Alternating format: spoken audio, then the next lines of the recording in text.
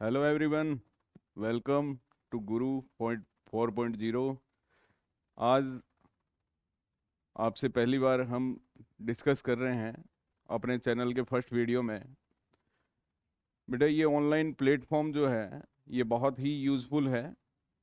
और कई बार ऐसा होता है कि बच्चों को टाइम नहीं मिल पाता है अपने स्कूलिंग के अलावा, जब वो सेल्फ स्टडी करते हैं या कोई ट्यूशन क्लास ज्वाइन नहीं कर पाते हैं। तो बेटा, ये ऑनलाइन क्लासेस बहुत इंपॉर्टेंट है।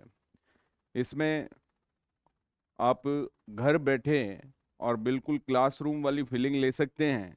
और आज हम प्रयास करेंगे कि हम जो भी आपको पढ़ा रहे हैं वो आपको इस तरह से फीलिंग आए जैसे आप क्लास में ही बैठ के पढ़ रहे हैं। तो हम चाहते हैं ये वीडियो आपके लिए बहुत यूज़फुल हो और आप जानें कि अगर आप हमारा साथ देते हैं तो बेटा हम आपको 100% सक्सेस दिलाने में बिल्कुल मेहनत करेंगे और आपको क्लास में मज़ा आएगा। तो मेरा नाम है शैलेंद्र रोहिला और हम पढ़ेंगे बेटा फिजिक्स। और फिजिक्स की पहली क्लास में आपको एक इंटरेस्टिंग सा टॉपिक बताना चाहते हैं। देखो बेटा, अपना फर्स्ट फिजिक्स जो है वो यूनिट फर्स्ट से स्टार्ट होता है और यूनिट फर्स्ट को अपन बोलते हैं इलेक्ट्रोस्टैटिक्स।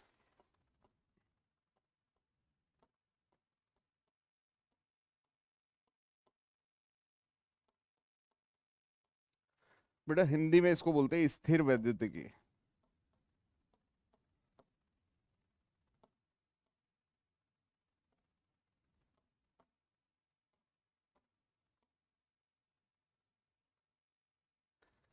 देखिए बच्चों, मैंने लिखा इलेक्ट्रोस्टैटिक्स, जिसे हिंदी में क्या कहते हैं बच्चों? स्थिर वैद्युतिकी। इलेक्ट्रोस्टैटिक्स क्या है?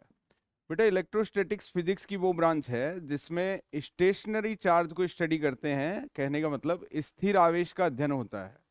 तो आपको ये ध्यान रखना चाहिए, फिजिक्स की कई ब्रांच है बच्चों। जैसे बच्चा जब साइंस पढ़ता है, 10th में जनरल साइंस पढ़ता है, तो बच्चों उसमें केमिस्ट्री भी उसी में आ जाता है, फिजिक्स भी उसी में आ जाता है, बायोलॉजी भी उसी में आ जाता है। तो वो तो साइंस की ब्रांचेज हैं। अब बात करते हैं कि जब बच्चा 10th के बाद 11 12th में आता है तो उसके साइंस के भी पार्टीशन हो जाते हैं, क्लासिफिकेशन हो जाता है। तो साइंस में अपना जो भौतिक विज्ञान है, फिजिक्स है, तो फिजिक्स की भी कई ब्रांचें हैं। जैसे एक पेड़ की कई शाखाएं होती हैं ना, वैसे ही फिजिक्स की भी कई ब्रांच हैं। तो एक फिजिक्स की ही एक ब्रांच है बेटा इलेक्ट्रोस्टैटिक्स, जिसे क्या कहते हैं? स्थिर वैद्युतिकी। स्थिर वैद्युतिकी क्या है? जिसमें स्थिर आवेश और उससे संबंधित घटनाओं का अध्ययन किया जाता है। क्या कहा मैंने? इलेक्ट्रोस्टैटिक्स कौन सी ब्रांच है बेटा? जिसमें स्थिर आवेश, स्टेशनरी चार्ज,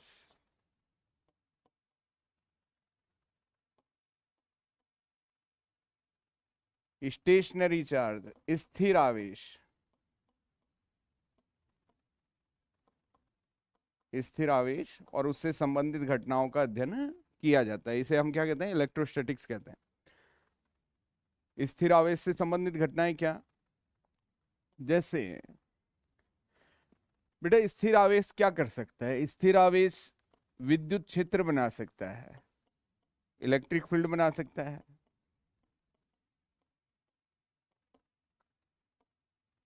इलेक्ट्रिक फील्ड को क्या बोलते हैं बेटा? विद्युत क्षेत्र। और विद्युत क्षेत्र का सिंबल क्या होता है बेटा? विद्युत क्षेत्र का सिंबल होता है ई। और वेक्टर साइन इसलिए लगा रहे हैं क्योंकि सदिश राशि है। विद्युत क्षेत्र है तो विद्युत बल भी होगा, इलेक्ट्रिक फोर्स।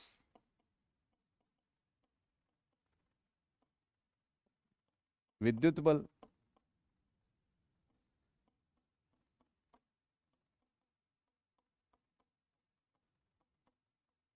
तो विद्युत क्षेत्र का स्टडी भी किस में होगा बेटा? इलेक्ट्रोस्टैटिक्स में होगा। विद्युत बल का स्टडी भी किस में होगा? आपका इलेक्ट्रोस्टैटिक्स में होगा। आपने नाम सुना होगा बेटा विभव, पोटेंशियल।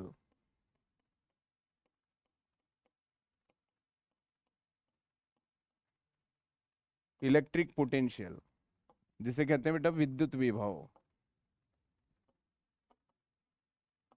मैं दोनों लैंग्वेज इसलिए लिख रहा हूँ बेटा ताकि आप इंग्लिश मीडियम से हैं तो आपको भी समझ में आना चाहिए, और हिंदी मीडियम से हैं तो आपको भी समझ में आना चाहिए। आपने सुना होगा बेटा पोटेंशियल डिफरेंस, विभवांतर।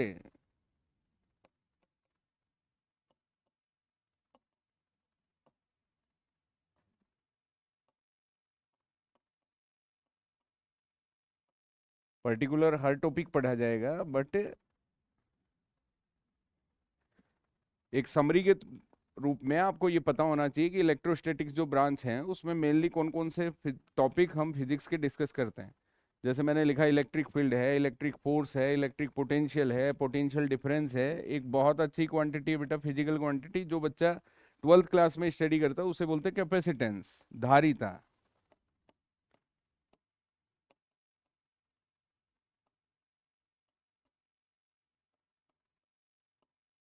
तो ये कुछ टॉपिक मैंने लिखे हैं, ये वो टॉपिक है बेटा जो इलेक्ट्रोस्टैटिक से रिलेटेड है, यानी स्थिर वैद्युतिकी से रिलेटेड है।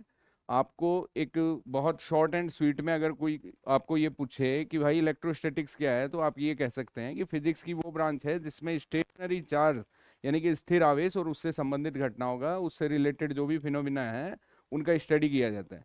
तो इसमें कुछ टॉपिक मैंने लिखे हैं जिनके बारे में अपने को इस ब्रांच में स्टडी भी करना है। वो टॉपिक क्या है? इलेक्ट्रिक फील्ड है, इलेक्ट्रिक फोर्स है, पोटेंशियल है, पोटेंशियल डिफरेंस है, कैपेसिटेंस है, एक्सेट्रा। ठीक है। अब इसमें बेटा हम चाहते हैं कि हम एक इसको one by one, step by step आगे बढ़ाएं। ठीक है, तो इसको अपन अलग स्लाइड पे ले लेते हैं। तो देखिए बेटा, अब हम शुरू करते हैं कि भाई इलेक्ट्रोस्टैटिक्स को कहाँ से पढ़ना शुरू करना चाहिए। बेटा इलेक्ट्रोस्टैटिक्स में स्टेशनरी चार्ज की जब स्टडी करेंगे तो सबसे पहले तो हमें चार्ज का ही पता होना चाहिए। ठीक है, तो अब हम स्टार्ट करते हैं बेटा इलेक्ट्रिक चार्ज से।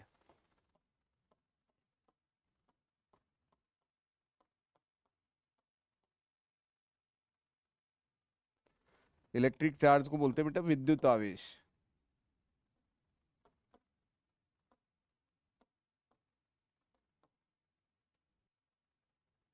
विद्युत आवेश, आवेश का सिंबल क्या होता है? मैं हमेशा अपने बच्चों को कहता हूँ कि भाई सबसे पहले आप सिंबल याद किया कीजिए। आप कैपिटल क्यू से भी शो कर सकते हैं, आप स्मॉल क्यू से भी शो कर सकते हैं। अपने को फिजिकल क्वांटिटी का पता होता है, कई बच्चे तो सिंबल ही गलत बता देते हैं। तो बेटा ये तो एक बेसिक चीज़ है कि हमें किसी फिजिकल क्वांटिटी को किससे रिप्रेजेंट करना है, तो हमें उसका सिंबल पता होना चाहिए। तो इलेक्ट्रिक चार्ज से हम स्टडी स्टार्ट कर रहे हैं। तो इलेक्ट्रिक चार्ज का सिंबल क्या होता है बेटा? कैपिटल क्यू भी होता है और स्मॉल क्यू से भी रिप्रेजेंट कर सकते हैं। कई बार बच्चे पूछते हैं कि सर कैपिटल क्यू तो हीट का भी सिंबल होता है।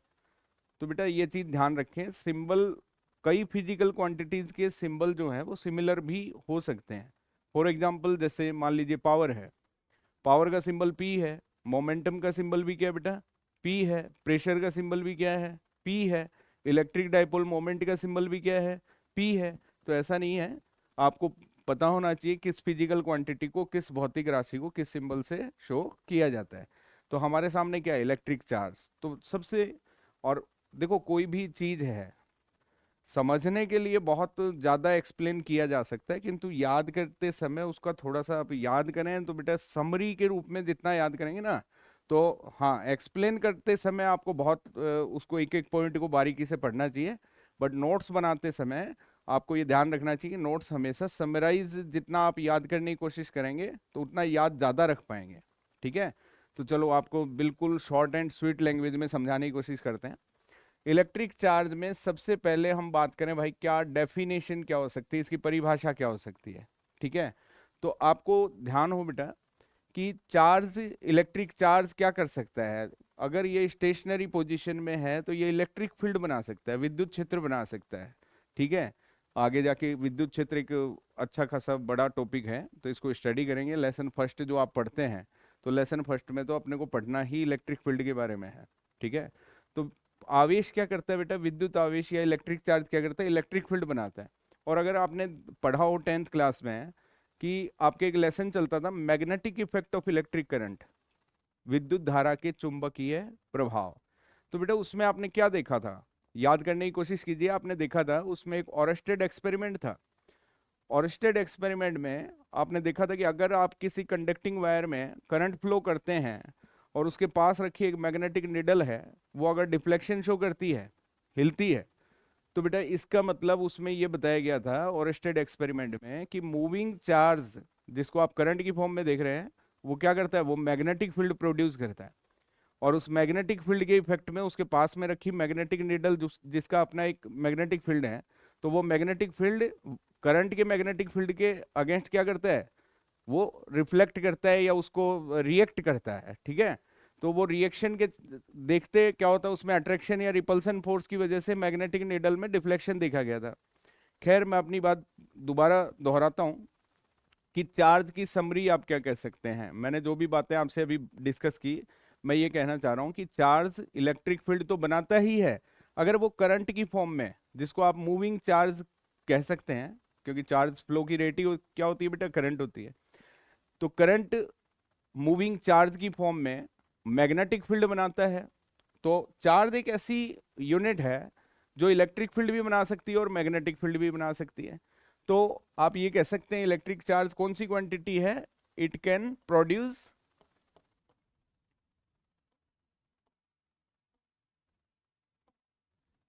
Electric field and magnetic field. ये इलेक्ट्रिक फील्ड और मैग्नेटिक फील्ड प्रोड्यूस कर सकती है। सिंबल मैंने बता ही दिया आपको। बेटा इसका टाइप्स कितने होते हैं, चार्ज के टाइप्स कितने होते हैं, तो आपको याद रखना चाहिए ये 2 टाइप्स का होता है बेटा। एक होता है पॉजिटिव चार्ज,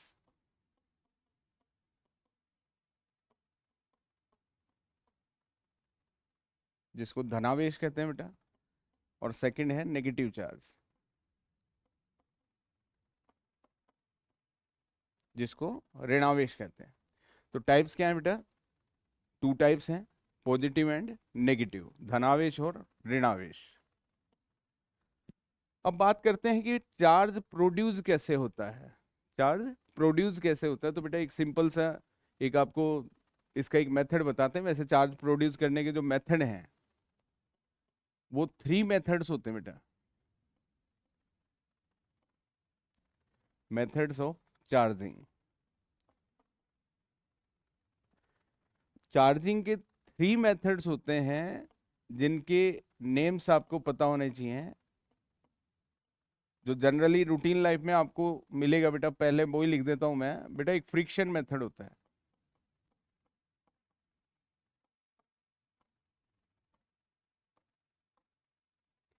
एक कंडक्शन मेथड होता है,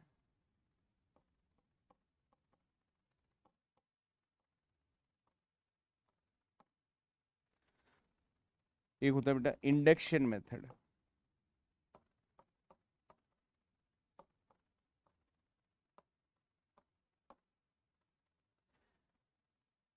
यहाँ पे 3 मेथड आपके सामने हैं, मेथड्स ऑफ चार्जिंग, इसको आप कह सकते हैं आवेशन की विधियां। फ्रिक्शन का मतलब होता है बेटा घर्षण, घर्षण द्वारा आवेशन। कंडक्शन का मतलब होता है बेटा चालन, चालन द्वारा आवेशन। और इंडक्शन का मतलब होता है बेटा प्रेरण, प्रेरण द्वारा आवेशन। तो इस पे 1 बाय 1 डिस्कस करते हैं, ये क्या है। फ्रिक्शन मेथड आपने देखा होगा, मैंने कहा था अभी रूटीन लाइफ में काफी एग्जांपल्स ऐसे होते हैं। देखो एक तो होता है बेटा किताबी ज्ञान, एक होता है व्यवहारिक ज्ञान, दोनों में फर्क है। मैं मानता हूँ व्यवहारिक ज्ञान ज़्यादा इंपॉर्टेंट है किताबी ज्ञान के साथ साथ। तो फ्रिक्शन मेथड्स में चार्जिंग के कौन से ऐसे एग्जांपल्स हैं जो हम रूटीन लाइफ में देखते हैं किंतु हमें पता ही नहीं होता इसके पीछे की साइंस क्या है। तो बेटा चार्जिंग में जैसे फ्रिक्शन मेथड में आपने देखा होगा, ऐसा मेरी ख्याल से अपने भारत देश में शायद ही कोई बच्चा हो जिसने वो एक्सपेरिमेंट ना किया हो। बेटा हम क्या करते थे बचपन में, सूखे बालों से प्लास्टिक के स्केल को रगड़ते थे और कागज के छोटे छोटे टुकड़े उससे अट्रैक्ट करते थे, उठाते थे, ठीक है। और उसको हम कहते थे जादू, देखिए जादू। तो ये हम तो जादू ही कहते थे क्योंकि छोटे थे भाई, ठीक है। और एक होता है बेटा, कई बार आपने महसूस किया होगा, सर्दियों में आप वूलन क्लॉथ्स जो ऊनी कपड़े पहनते हैं, अंधेरे में जब आप उसको निकालते हैं तो कुछ चिंगारियां सी दिखती हैं आपको और कुछ आवाजें भी आती हैं। तो ऐसा ही आपने कभी मान लीजिए कोई टीवी स्क्रीन है, ठीक है, आपने कभी हाथ से उसको साफ करने की कोशिश की हो तो भी आवाजें आती हैं, या आप अपना हाथ को ऐसे लेके जाएंगे तो आपके बाल खड़े हो जाएंगे। तो ये सब क्या है, एक एग्जाम्पल और मेरे ध्यान आ रहा है। जैसे मान लीजिए आप चेयर पे बैठे हैं, आपकी जो पीठ है, बैक है, वो उसके साथ रब कर रही है, फ्रिक्शन है। आप कई बार उठ के किसी मेटल की टैप को अगर छूते हैं, मैंने कहा मेटल की टाइप क्योंकि वो कंडक्टर है, और ह्यूमन बॉडी भी क्या है बेटा, कंडक्टर है। खैर, तो जब हम उसे छूते हैं तो हमें एक बिजली का हल्का सा झटका लगता है, तो वहां पे भी चार्ज काम कर रहा है, क्योंकि हमारी बॉडी पे अगर चार्ज है और मेटेलिक चीज को अगर हम छू रहे हैं तो वो चार्ज फ्लो करता है, तो हमें करंट की फीलिंग आती है। तो वहां पे भी चार्ज है। ये कुछ ऐसा एग्जाम्पल मैं आपके सामने रख रहा हूँ जो चार्जिंग से रिलेटेड है, वहां पे इलेक्ट्रिक चार्ज है। ठीक है, तो देखिएगा फ्रिक्शन मेथड। तो फ्रिक्शन मेथड क्या है, इसको समझते हैं। फर्स्ट, फ्रिक्शन,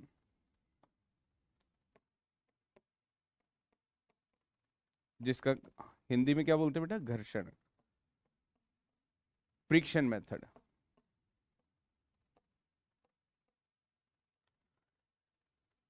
फ्रिक्शन मेथड क्या है बेटा, बड़े सिंपल तरीके से बताने की कोशिश करूंगा।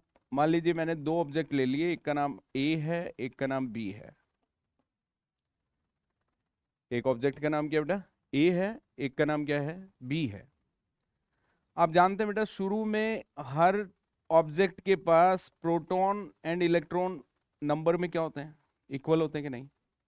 भाई ए के पास भी प्रोटॉन इलेक्ट्रॉन क्या है, इक्वल है, क्योंकि हर बॉडी न्यूट्रल रहती है। इसके पास, बी के पास भी number of proton and number of electron क्या है, इक्वल है। अब जब इन्हें फ्रिक्शन आप कराते हैं, जब आप इसे फ्रिक्शन कराते हैं, रबिंग कराते हैं, देन एक ऑब्जेक्ट से दूसरे ऑब्जेक्ट में इलेक्ट्रॉन ट्रांसफर होते हैं। एक ऑब्जेक्ट से दूसरे ऑब्जेक्ट में क्या होता है बेटा, इलेक्ट्रॉन ट्रांसफर होते हैं। क्या आप बता सकते हैं कि अगर मिनिमम मिनिमम मान लीजिए 1 इलेक्ट्रॉन भी अगर ट्रांसफर हो जाता है, 1 इलेक्ट्रॉन भी अगर इसको ये ट्रांसफर करता है ए बी को, देन आपको नहीं लगता कि इलेक्ट्रॉन प्रोटॉन के कंपैरिजन में कम हो गए हैं। और जब बी अगर इलेक्ट्रॉन एक्सेप्ट करता है, तो इलेक्ट्रॉन एक्सेस होने की वजह से इलेक्ट्रॉन प्रोटॉन से क्या हो जाते हैं, ज्यादा हो जाते हैं। तो इस बात को मैं यूं भी कह सकता हूं कि अगर ए से बी में इलेक्ट्रॉन ट्रांसफर हो रहे हैं, then proton is greater than number of electron, and which object is collect the electron, in this object number of proton is less than number of electron. ठीक है, कोई डाउट हो तो देखिएगा, मैसेज करिएगा। तो देखिएगा, जब ए बी को इलेक्ट्रॉन ट्रांसफर करता है तो ए में इलेक्ट्रॉन प्रोटॉन के कंपैरिजन में कम हो जाते हैं, और इसमें प्रोटॉन कम हो जाते हैं, इलेक्ट्रॉन एक्सेस हो जाते हैं, इसमें इलेक्ट्रॉन कम हो जाते हैं, प्रोटॉन एक्सेस हो जाते हैं। तो देखिएगा बच्चों, जो इलेक्ट्रॉन ट्रांसफर कर रहा है उस पे चार्ज की नेचर क्या आती है, पॉजिटिव। और जो इलेक्ट्रॉन कलेक्ट करता है उस पे चार्ज की नेचर आती है बेटा क्या, नेगेटिव। तो काम की बात ये है, आप इसको ये कह सकते हैं कि इलेक्ट्रॉन जब किसी ऑब्जेक्ट में कम होते हैं, किसी ऑब्जेक्ट में इलेक्ट्रॉन क्या होते हैं, ट्रांसफर करने से अगर कम होते हैं, तो इलेक्ट्रॉन की कमी को, या उसका इलेक्ट्रॉन जब लेस हो जाते हैं तो उसको आप कौन से चार्ज से रिप्रेजेंट करते हैं, पॉजिटिव चार्ज से। And when electron is excess in a body, excess का मतलब समझ रहे हो, क्योंकि नॉर्मल स्टेट में तो थे उसके पास, बट वो जब कलेक्ट करेगा तो नॉर्मल स्टेट से ज्यादा हो जाते हैं। ठीक है, सामान्य अवस्था से अधिक हो जाते हैं। तो इलेक्ट्रॉन जब एक्सेस हैं, देन आप इलेक्ट्रॉन की एक्सेस को कौन से चार्ज से दिखाएंगे बेटा, इलेक्ट्रॉन की एक्सेस को आप नेगेटिव चार्ज से दिखाएंगे।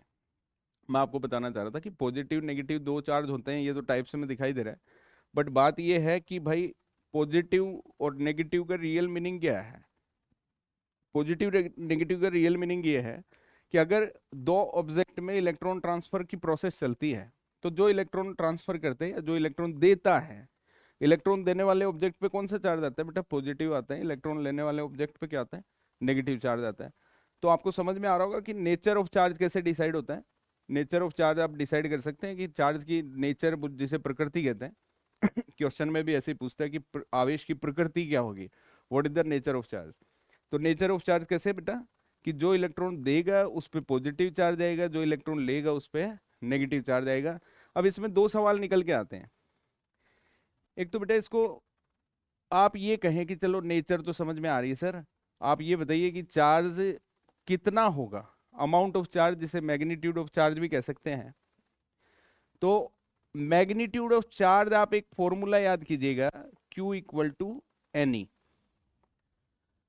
आप एक फॉर्मूला याद रखिएगा, अगर आपको इलेक्ट्रॉन ट्रांसफर से जो चार्ज प्रोड्यूस होता है उसकी आपको अमाउंट निकालनी है, मैग्नीट्यूड निकालना है, देन आप एक फॉर्मूला लगा सकते हैं, जिस फॉर्मूले से आप क्या कर सकते हैं बेटा, वहां पे चार्ज का मैग्नीट्यूड निकाल सकते हैं।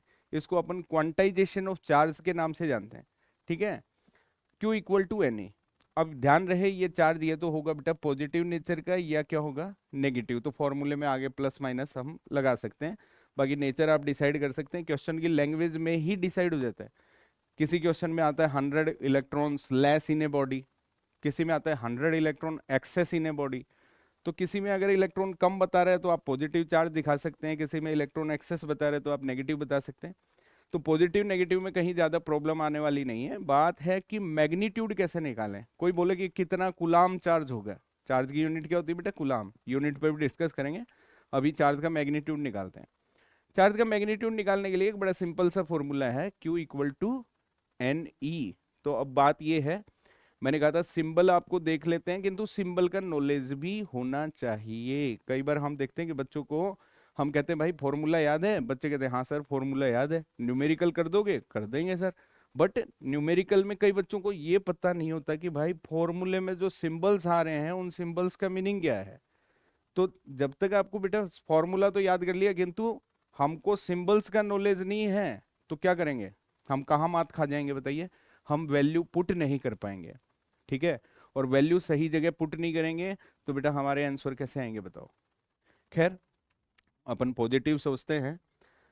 देखिए बेटा, भाई कोई चीज कब तक डाउट करेगी, जब तक हमें पता नहीं है। पता होगा तो हम डाउट ही खत्म हो जाएंगे, हम गलती क्यों करेंगे। तो आप टेंशन नहीं लें। Q equal to N. तो Q इक्वल टू एन में बेटा Q तो आपको पता है, हम फाइंड क्या कर रहे हैं, हम तो चार्ज का अमाउंट फाइंड कर रहे हैं। बात ये है कि सर ये N एंड E क्या है। तो बेटा N है number of transferred electrons. N क्या बेटा, नंबर ऑफ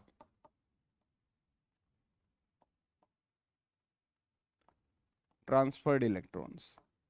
आप बता सकते हैं नंबर ऑफ ट्रांसफर्ड इलेक्ट्रॉन का नंबर स्टार्ट कहाँ से होना चाहिए। मैंने क्या अभी यहाँ एक वर्ड बोला था, मिनिमम 1 इलेक्ट्रॉन भी ट्रांसफर हो जाता है, जीरो का तो कोई मीनिंग नहीं है ना। तो मिनिमम कितना इलेक्ट्रॉन ट्रांसफर हो सकता है, 1। देन एन की वैल्यू कहाँ से स्टार्ट होगी बताइए, 1 से। एंड इसको आप कंटिन्यू कर सकते हैं बेटा, 1 2 3 4 एंड इनफाइनाइट। यानी 1 से स्टार्ट करके आप इनफाइनाइट तक कोई भी डिजिट यहाँ पे रख सकते हैं। तो नंबर ऑफ ट्रांसफर्ड इलेक्ट्रॉन को हम किससे रिप्रेजेंट करते हैं, एन से करते हैं। एंड ई के बारे में आप सभी जानते हैं बेटा, ई क्या होता है, 1.6 इंटू 10⁻⁻⁻19 कूलम। ये इलेक्ट्रॉन का चार्ज है, ठीक है। नेचर क्या होती है इलेक्ट्रॉन पे चार्ज की, नेगेटिव। तो यहाँ पे मैं मैग्नीट्यूड बता रहा था, तो मैग्नीट्यूड में यहाँ पे माइनस मैं नहीं लगा रहा हूँ, बाकी आप लगा दें तो कोई टेंशन नहीं। तो देखिए, तो इलेक्ट्रॉन के चार्ज का मैग्नीट्यूड क्या है, 1.6 इंटू 10⁻⁻19 कूलम। बेटा एक बहुत ये एक प्रॉब्लम देखी जाती है बच्चों में, कि जब न्यूमेरिकल्स करते हैं तो बेसिक वैल्यूज बच्चे याद नहीं करते हैं। जैसे यहाँ पे मैंने कुछ ई का वैल्यू लिखा ना, तो बच्चे क्या सोचते हैं कि भाई ये क्वेश्चन में गिवन होगा। बेटा क्वेश्चन में गिवन नहीं होता है, बेसिक वैल्यूज हमें याद ही रखनी पड़ती हैं। आप बेसिक वैल्यूज याद रखेंगे तो आप न्यूमेरिकल्स, आप बिना न्यूमेरिकल्स के तो एग्जाम क्लियर नहीं कर पाएंगे ना, यानी परसेंटेज नहीं बना पाएंगे। हम हर बच्चे का सपना होता है, या बच्चे से छोड़ो, टीचर का सपना ये होता है कि बच्चा 100 मार्क्स लेके आए, ठीक है। उसमें टीचर को भी फक्र होता है। तो आपको छोटी छोटी चीज़ों में बहुत काम करना चाहिए। हम सोचते हैं कि लेसन मेरे याद हो गया, न्यूमेरिकल्स मैंने देखे हैं, अरे देखे नहीं भाई, निकालने पड़ते हैं। और जब निकालते हैं तब समझ में आता है कि हमको बेसिक वैल्यूज की वजह से हम वैल्यू ही नहीं रख पा रहे हैं। तो बेटा इलेक्ट्रॉन का चार्ज क्या है, इलेक्ट्रॉन का मास क्या है, प्रोटॉन का चार्ज क्या है, प्रोटॉन का मास क्या है, न्यूट्रॉन का मास क्या है, ठीक है, प्लांक कांस्टेंट क्या है, कांस्टेंट वगैरह जितने भी क्वेश्चंस में आते हैं उन कांस्टेंट की वैल्यूज क्या हैं। तो ये बेसिक वैल्यूज कोई नहीं बताने आता एग्जाम में, नहीं वो क्वेश्चन में गिवन होता है तो वो हमें याद रखनी चाहिए, ठीक है। पॉइंट टू पॉइंट बात करते हैं। Q इक्वल टू एन से हम क्या कर सकते हैं बेटा, Q इक्वल टू एन से हम चार्ज की अमाउंट फाइंड कर सकते हैं। Q इक्वल टू एन, यहाँ पे Q क्या है, अमाउंट ऑफ चार्ज है, N क्या है बेटा, नंबर ऑफ ट्रांसफर्ड इलेक्ट्रॉन्स हैं, हिंदी में बोलें तो स्थानांतरित होने वाले इलेक्ट्रॉनों की संख्या जो ए से बी में स्थानांतरित हुए हैं। एन की वैल्यू कहाँ से स्टार्ट होगी, 1 2 3 4 tends to infinite. And E charge of N electron is equal to the 1.6 into 10⁻⁻⁹ गुलाम।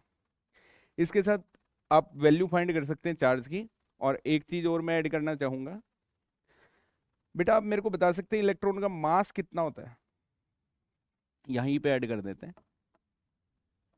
बेटा इलेक्ट्रॉन का मास होता है 9.1 इंटू 10⁻⁻31 kg।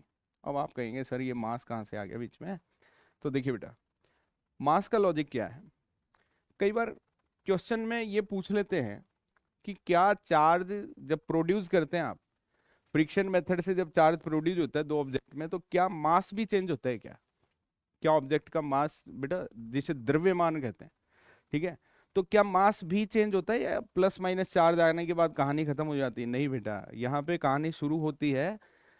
आप ये देखिए कि अगर कोई ऑब्जेक्ट से इलेक्ट्रॉन दूसरे ऑब्जेक्ट में ट्रांसफर होता है, बेटा क्या कोई इलेक्ट्रॉन, जैसे इलेक्ट्रॉन का अपना मास है, मासलेस तो कुछ है नहीं, तो ए से बी में इलेक्ट्रॉन जाएगा तो आपको नहीं लगता कि ए से इलेक्ट्रॉन का मास भी बी में ट्रांसफर हो गया है? जैसे मैंने एग्जाम्पल के तौर पे क्या ले रखा है, 1 इलेक्ट्रॉन।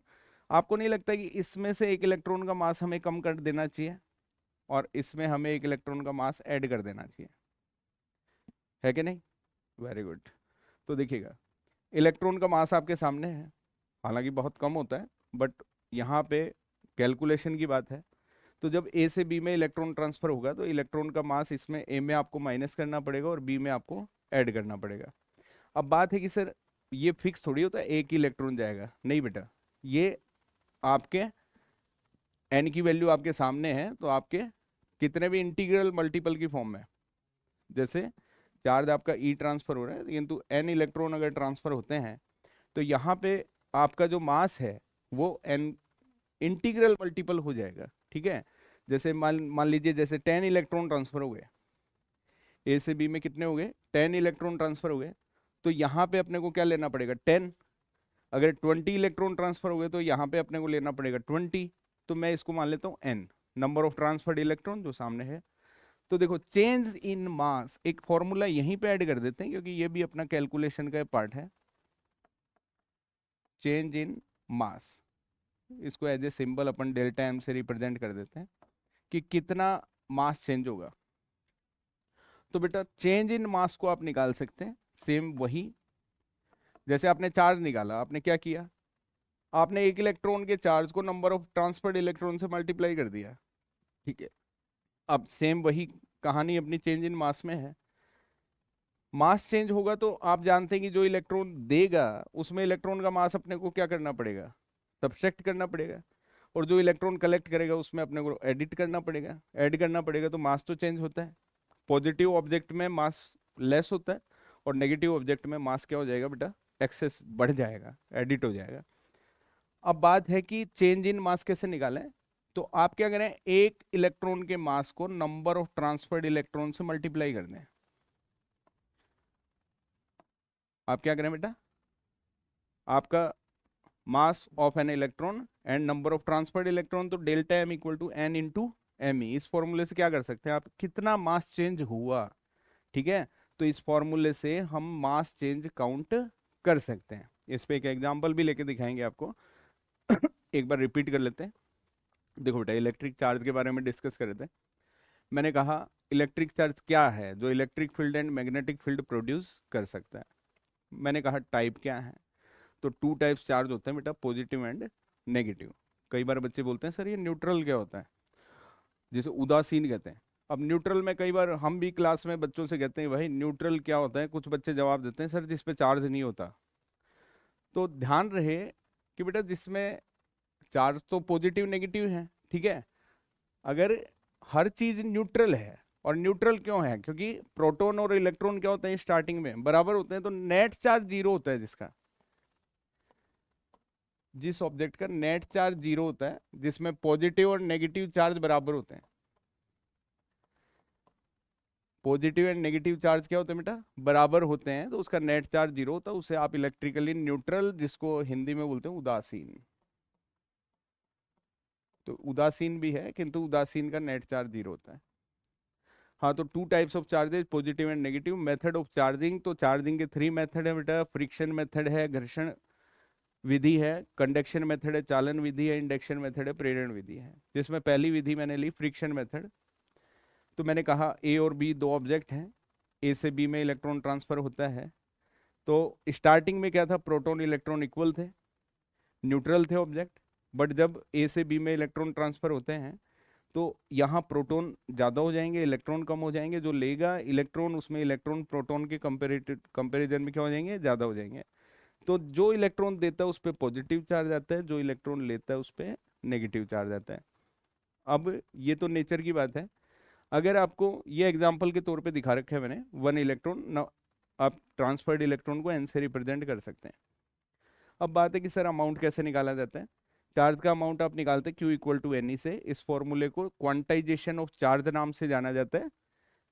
तो Q equal to N E से हम फाइंड करते हैं, तो हमें Q अमाउंट ऑफ चार्ज है, N number of transferred electrons हैं, N की वैल्यू कहाँ से स्टार्ट होती है, 1 2 3 4 10 और टेंस टू इनफाइनाइट। E यहाँ पे एक चार्ज का, एक इलेक्ट्रॉन का चार्ज है 1.6 इंटू 10⁻⁻19 कूलम। मास यहाँ पे मैंने इसलिए लिखा है इलेक्ट्रॉन का 9.1 इंटू 10⁻⁻31 kg, क्योंकि यहाँ पे अगर इलेक्ट्रॉन एक ऑब्जेक्ट से दूसरे ऑब्जेक्ट में जाता है तो जो इलेक्ट्रॉन देता है उसमें मास कम हो जाता है। इसमें क्या हो जाएगा बेटा, मास कम हो जाएगा, जो लेगा उसमें मास बढ़ जाएगा। तो मास भी चेंज होता है, कितना होता है, तो चेंज इन मास को मैंने डेल्टा एम से दिखाया। तो मास कितना चेंज होगा बेटा, एक इलेक्ट्रॉन के मास को आप नंबर ऑफ ट्रांसफर्ड इलेक्ट्रॉन से क्या कर दीजिए, मल्टीप्लाई कर दीजिए। उससे आप क्या निकाल सकते हैं, चेंज इन मास भी निकाल सकते हैं। एक एग्जांपल मैं इस पे आपको देना चाहता हूँ। नेक्स्ट स्लाइड ले लेते हैं। तो देखिएगा, फॉर्मूला मैं रिपीट कर देता हूँ। आपने क्या लिखा, आपने लिखा Q equal to N E. इस पे बात करते हैं। देखिए बेटा, जैसे मैंने क्वेश्चन लिखा, if 100 electrons excess in a body, then find the nature and magnitude of charge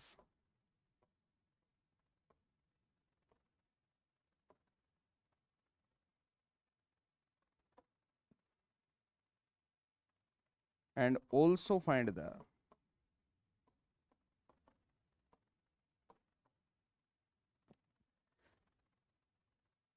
change in mass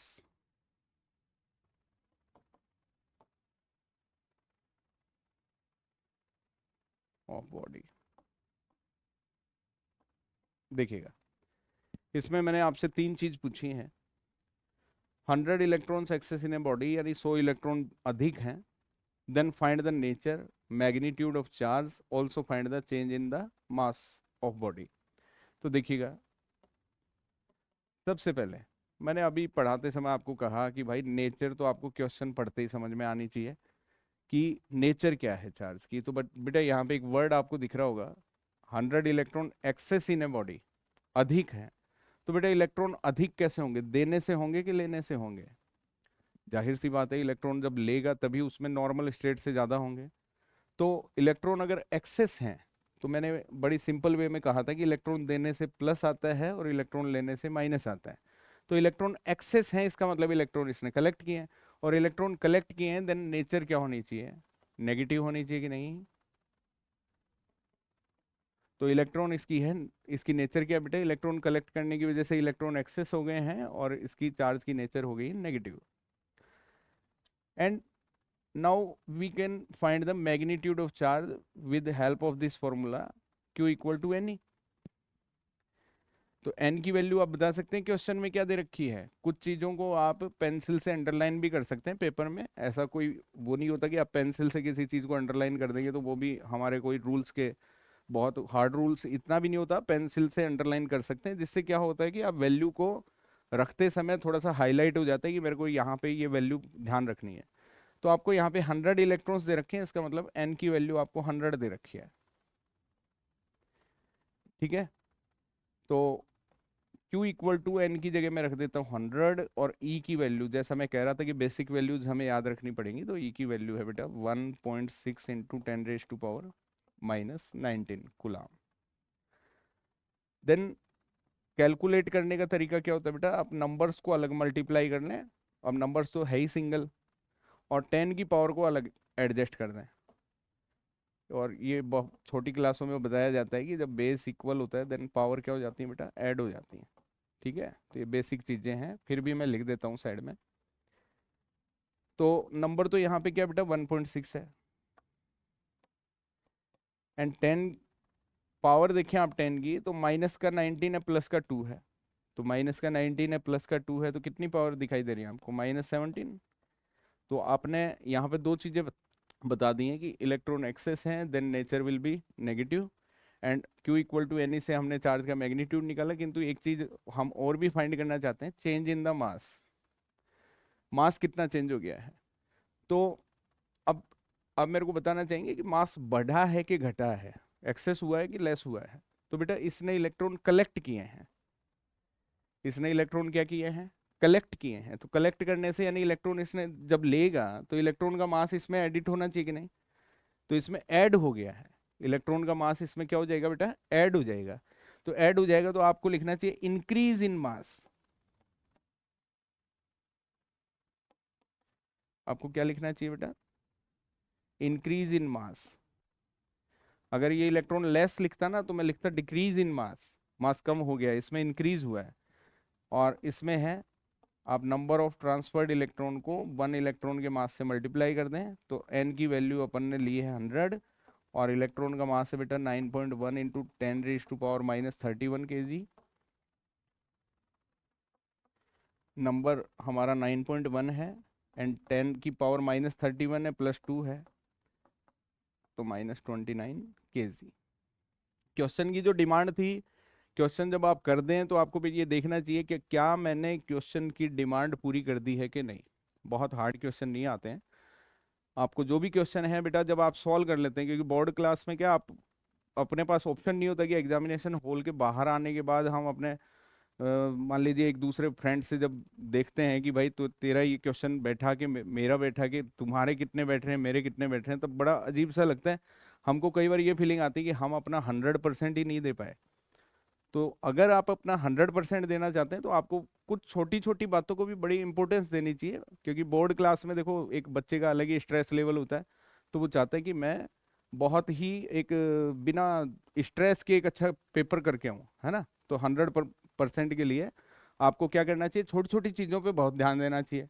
बाकी जो बड़ी बड़ी चीज़ें सिखाने की हैं वो टेंशन हमारी है सिखाने की, तो आपको सिखाने की गारंटी हमारी, हम सिखाएंगे आपको। बट देखो छोटी छोटी चीज़ें जो हैं वो हम अभी तो मान लो कि शुरुआत में हम डिस्कस करेंगे, बाद में एक फ्लो रहता है हर टीचर का पढ़ाने का।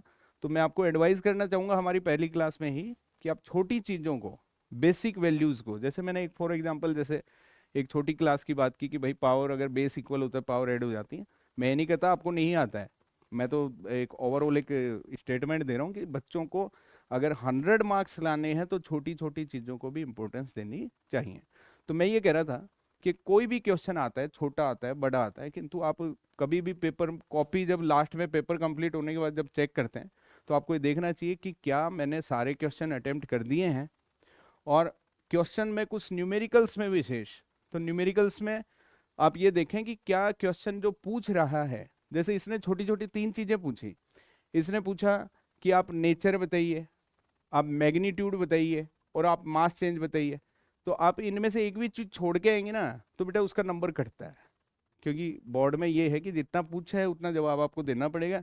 अगर आप उसमें से मान लीजिए एक छोटी सी चीज आप बोले सर ये नेचर ही तो नहीं बताया, बाकी नंबर तो देना चाहिए था, तो ऐसा नहीं होता है। बोर्ड में सब फिक्स होता है बेटा कि कोई क्वेश्चन में जितनी आपसे पूछा जा रहा है वो पूरा आपको अटेम्प्ट करना होगा। अगर आप गलती करेंगे तो उस चीज़ का नंबर कटेगा।